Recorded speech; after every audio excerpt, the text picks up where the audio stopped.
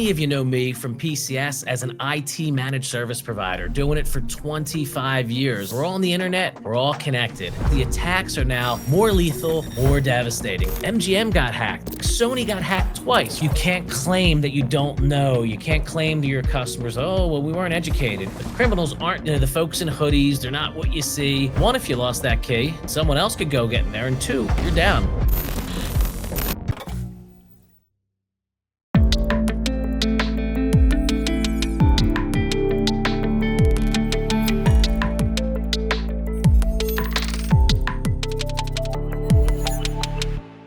Welcome to Built to Scale with Anthony Mangialuzzo, and that's me, or as I like to say, Anthony M, because that's a tough one to spell. Today, we're going to talk about something that impacts all of your businesses, mine, yours, everyone, because we're all on the internet, we're all connected, and that's cybersecurity. And now it's called a cybersecurity plus AI, because the attacks are now, thanks to artificial intelligence, more lethal, more devastating. My background, many of you know me from PCS as an IT managed service provider, doing it for 25 years. And what that is, we manage all the IT services. We act as a help desk and a CIO. So instead of having an IT department, you have PCS. On the flip side, larger organizations might want to take advantages of some of the skills of PCS. So we co-manage, but there's another part to our game that started 5 years ago, and we call it the CIRT. It's the Critical Incident Response Team, where we do global incident response. And I could tell you, by saying that, we've gotten into a lot of different companies, Fortune 500s, Fortune 1000s, and we see firsthand the devastation of these attacks. Let me remind you of some of the attacks recently that have been pretty high profile. One, I got to speak on it at Resorts Casino, which my dad would have loved to see. Cool, growing up from Southwest Philly and then speaking at resorts. It was the MGM hack, right? So both MGM and Caesars Casino, they were hacked, they were taken down. It was a scene over there. My mom was actually heading to the casino, and I told her she loves her Borgata, but I said, go somewhere else, because literally the slot machines, they had people paying you out in cash. At the MGM, some of the elevators, some of the restaurant systems, they were on the same network, which is a big no-no. You don't want to do that. You need to segregate your networks, because if a hacker gets in there, they're going to go through everything. And you might say, what are some common ways that this happens? And the first and most obvious is phishing, right? So phishing is basically those junk emails you get that are just sent to a mass of people. And let me explain, there's two different types of phishing. There's phishing and there's spear phishing. Phishing is someone sends an email out, hey, your Bank of America account has been compromised. I don't use Bank of America, so clearly I know that's not for me. Now, with all of our data online, things like that with LinkedIn, or as I like to call Facebook for adults, spear phishing is you're actually targeting a company or a person where you're going at them, where you have information, maybe it collected in the dark web. It's a very, very sophisticated form of attack where people they want you. And then for CEOs watching, right, they have another version of spear phishing that they call whale hunting. They want you, not just someone from your company. They want you because of your wealth, your notoriety, maybe the access that you have to a system. So, be careful for those other things. Unpatched systems. I can't tell you how many organizations we walk into and they're just not patched. And by the way, that goes for your mobile devices and things like that too. I mean, they're looking for everything. Lots of companies, and shockingly enough, a lot of big ones, because it's not convenient. It's too tough. I gotta hit an extra button. They don't use MFA. That's not a good idea. You need multi-factor on everything. I have it on my Zoom. I have it on the dumbest services that you can imagine, because I don't want to get hacked anywhere. I'm a CEO of a tech company. Another big thing is lack of endpoint detection and response. My favorite one is Huntress. We use it. We recommend it to our clients. And, for a couple dollars a system, people, you'd be so shocked. They just don't want to invest that money. People do not think a cybersecurity breach is going to happen to them. And really, to put this out there for you, a hacker is thought of, you watch CSI and these TV shows, and there's music and people on a keyboard typing away, and you see all this text and it goes access granted. That's not really how it happens. I mean, the scary truth is, most hacks are someone clicks on an email, someone gives up a password. I mean, when we were doing penetration tests, we would actually walk into offices, a guy dressed like me asking to use the restroom, and we would plug in devices that would grab their network traffic. So, I would say in this day and age, you really want to make sure that you're looking at everything, whether it's physical access, whether it's someone just having a conversation.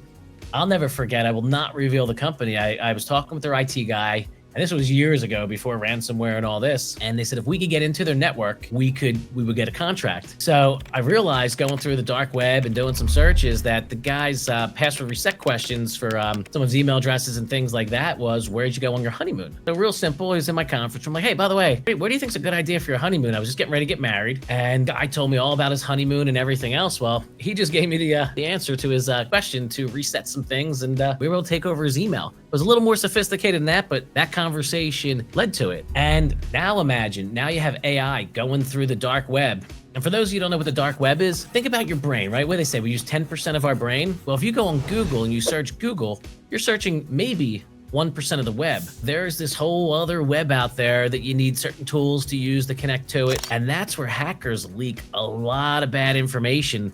And if, say your business gets hit with ransomware, let's say you're a healthcare organization and you have PII, personally identifiable information, the hackers will threaten to leak that information on the dark web if you don't pay them a ransomware. So let's continue on the AI factor, right? So AI is really just such an interesting model. I mean, think about this. I drive a Tesla, right? And I put it on full self-drive. I could feel the Tesla thinking and moving and really driving like a human. And what I like to tell people, my Tesla's a robot without arms and legs. It thinks, it knows how to navigate through construction sites. If it sees an animal crossing, a biker, it knows what to do. And AI is basically trained to think and learn as we do as human beings, except for one thing. AI is powered by supercomputers and can process things so much faster and search so much more than we can. So now let's look at some ways that AI is really, and I covered one of these stories on Fox 29, and this is a scary one. AI can be used now that this is online. They could take my voice and recreate my voice. Now you have my face, you have my mannerisms. They could make videos, they could make, voicemails. In this particular story that I covered with Fox, there was a female that was away, a high schooler, for a school competition. These hackers somehow got her voice. They used an app on your phone, which you could actually get from the Apple Store, Android store, that you could change your outgoing caller ID. So for instance, if you have my number in your phone, I could call from someone else's phone, put my number as the call out number. So when you look down, it says Anthony Mangialuzzo. And by the way, my cell phone number is not that hard to find. And what they did, these hackers, they called from her phone number, and I'm putting up air quotes there, and when the mom got the call, it said her daughter's name, and it was basically a nasty person saying, we have your daughter, we're going to kill her unless you pay us $100,000. In the background, they had the girl's voice nailed, screaming, mom, help me, help me. Any parent would freak out. Now I give this mom credit. She actually pulled up her iPad, went to find my iPhone, and the daughter was at the competition and the phone was there. So the mom realized that there's no way they could be calling from an iPhone hundreds of miles away. Did not fall for the scam, so very smart. What I say is you should have a family safe word in that particular case. So if someone does take your kids, hey, tell me our family word and I'll wire you the money. They can't tell you the word, the kid's not there. Other stuff that AI is doing, they're doing phishing emails now that really look good. The phishing emails are 6-7 years ago coming from overseas. The grammar, the English, it just wasn't right. It didn't drive because obviously English is a tougher, I'd say not natural language, right? But now the phishing emails are absolutely incredible. And what they could do is they could generate a few different emails, and through you clicking the link, they could track which emails are the most successful and which aren't. So then they'll pivot and use the emails that are actually getting a higher traction rate to try to get more people to give them information. And AI could do other things. I had AI the other day run a SWOT analysis on me, tell me how I am as a business leader, what publicly appears to be my strengths, weaknesses, opportunities, and threats. And it was very cool to see what it did, but AI could do other things, like for instance, scrape LinkedIn. They could build an organizational chart. They could link you to other vendors. They could see who you associate with, and they could build a profile on you very quickly. Scary enough, one of the insurance companies, they sent me a whole prospectus on my company, on me, on my leadership team that they use in selling. They're trying to use that information to basically give themselves a better opportunity, seeing what I like, what I dislike, and maybe areas where they could be helpful. So again, A human being would have taken hours and hours and hours to do that, where I'm sure their AI platform, I'll be nice, say did it in 10 minutes, but it probably did it in about 2 minutes. That's the power of good, but you have to remember, the cyber criminals, one, aren't going anywhere. It's a big business. It's billions and billions of dollars, right? Number two, the criminals aren't the folks in hoodies. They're not what you see. They're folks like me, as I mentioned earlier. A lot of them aren't even here. They're overseas.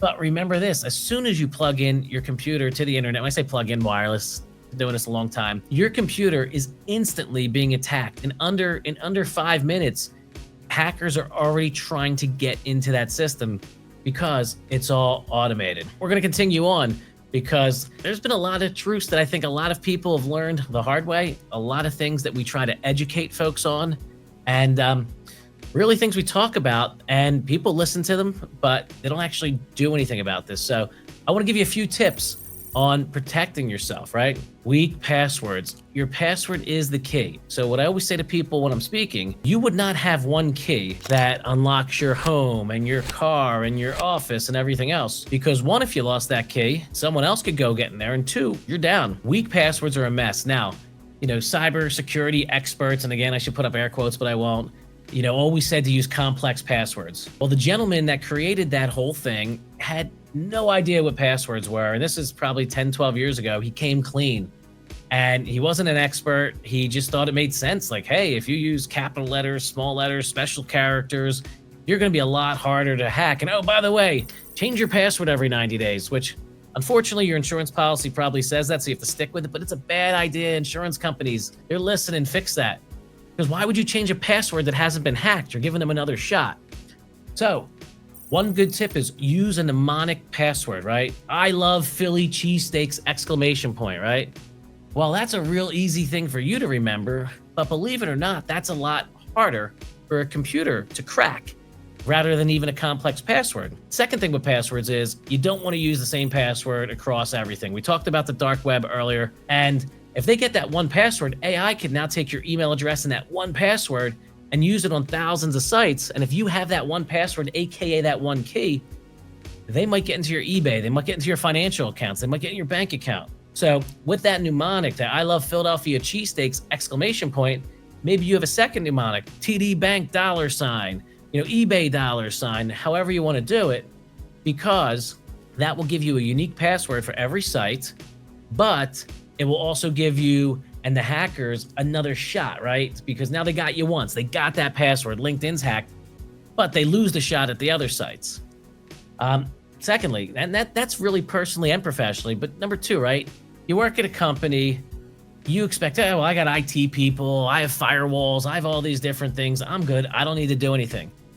Company security involves every team member. What I like to say is when we do penetration tests or security checks, just like the hacker, I need one person to mess up at one time, and I have an unlimited amount of chances to get in there. So you take your guard down once, one employee gets in, I start weaseling my way through the network. That could be digitally, that could be physically walking in. So you have to really take that into consideration. Another thing, training is no longer optional, right? I can't tell you how many people lie on their insurance applications. Oh, we do training. No, you don't, right? And it's not, hey, we have a seminar for an hour once a year. There's tools out there that will do email phishing training, which I recommend you get. And it'll also, when people get tricked, it'll show them what they did wrong. So bring some people in, train them. And again, don't just train them on the IT. Train them on the physical security. Don't let strangers come in their office and use the bathroom, right? If you do, I'm not saying don't be human, follow them. Wait, don't go inside with them, but wait outside, right? I can't stress how important training is. Compliance, right? That doesn't necessarily mean security. So you might be compliant on certain aspects of your business, but sometimes compliance doesn't cover all the levels, layers, and buckets that you need. And what I like to tell people, and this is an unfortunate reality in many ways when it comes to hacking, one of the hard truths that I learned, it's not a matter of if, it's a matter of when, right? You can have all these tools in place, but hackers recently, they found a bug on SharePoint, a 0-day that Microsoft has not patched. If Microsoft doesn't patch it, you can't get in. Now, time of this release, it could be patched, but the point is, guess what? Unless you take that SharePoint online, your IT people can't fix it. It's nobody's fault other than Microsoft's, right? Because they produce the product.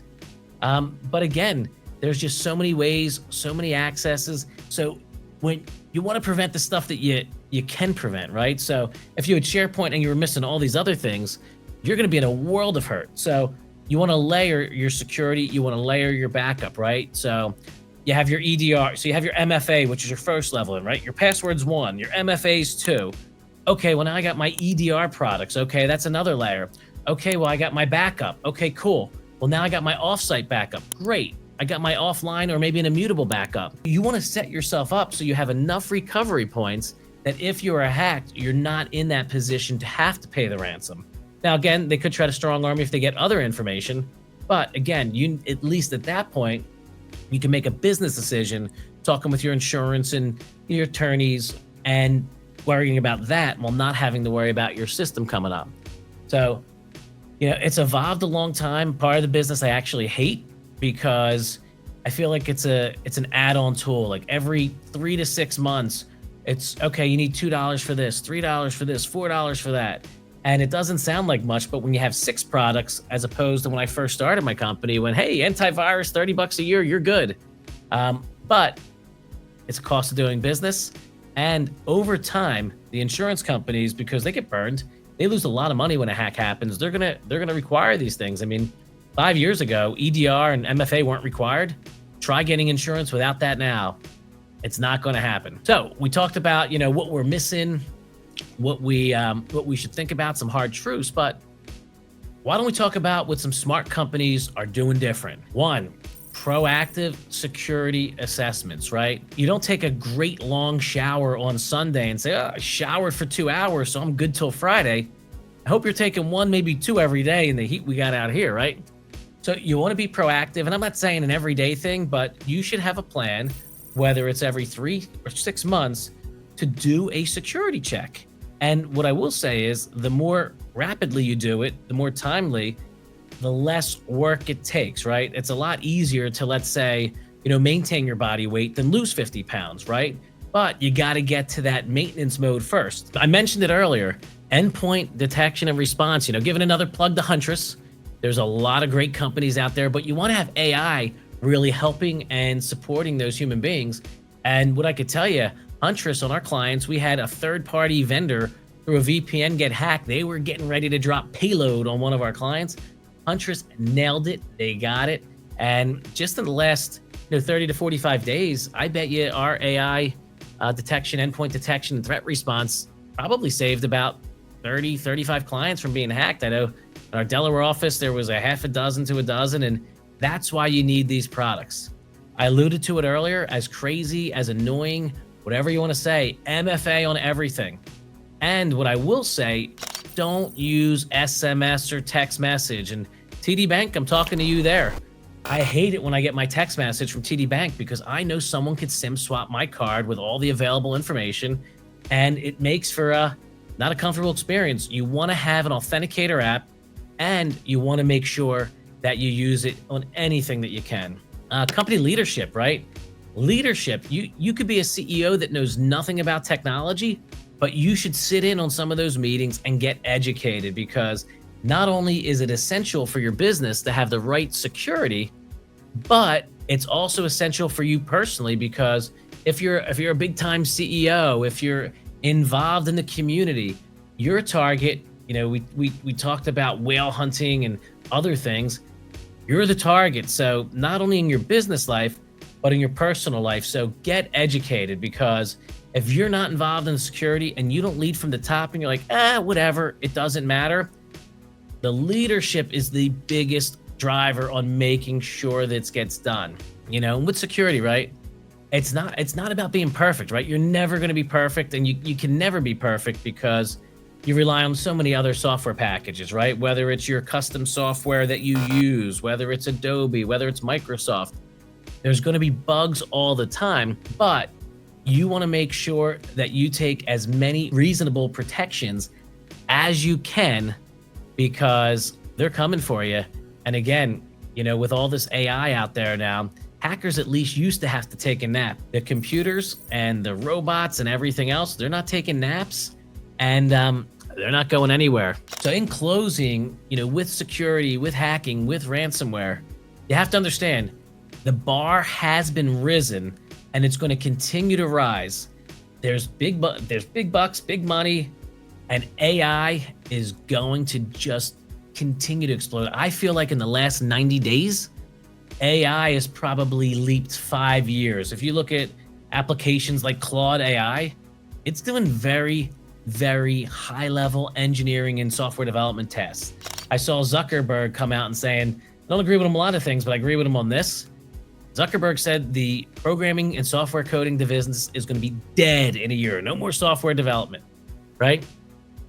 You can't claim that you don't know. You can't claim to your customers, oh, well, we weren't educated. It's on the news every day. When you open up your browser, and these are just the big hacks you're saying. There's thousands of large companies that are getting hacked. And I could tell you, I know because we're fixing them, that don't even make the news. It's really a mindset now. You need to think defensively, right? You need to have a posture. What do I need to do to protect my business? Do I do a tabletop exercise? Do I have a plan? Like, what happens if, God forbid, something happens to my CIO? What if he or she quits? What if a team walks out, right? What's our company's posture on security? Are we going to train our employees, or are we just going to say, hey, go out into the wild and our plan is to cross our fingers? I could tell you, you can't afford to be passive, right? It's too expensive. If you get hacked, the people that come in, you have us doing the incident response. You have a forensic IR group that comes in and looks to see how it happened, why it happened, what data was hit, because guess what? Every state has different reporting requirements. You have those attorneys, right? They're going to be billing. They need to make their money. And you have your insurance people. A small hack, not counting the ransomware, is typically going to cost you $1 million. But I could tell you, that's for a small company. The bigger companies, I've seen hacks cost 50, 60, 70 million dollars. And I can tell you a lot of people don't have that lying around to protect their business. So you just have to protect yourself. And while you can't be paranoid, right? It's good to be I'm probably paranoid. So let me take that back. But you can't live your life in fear, but you'll have less paranoia if you know you're prepared. It's knowing something that you are taking an active approach on. And God forbid, in the situation that you do get hacked, it's very good to have all your ducks in a row. So if you do have to make a public statement, you could start off with what your posture is. We took all these steps and they still got in. It's embarrassing, right? But MGM got hacked. The largest company in the world got hacked. Sony got hacked twice, right? So if they have to come out and to admit it, I could guess that most of the people that are viewing don't have the resources that Sony has. So be prepared. Don't be paranoid. So any thoughts that you have, reach out to me, Anthony@helpmepcs.com, because we want to give you the full scoop. We want to give you the full package on security and all sorts of other topics, because we are built to scale.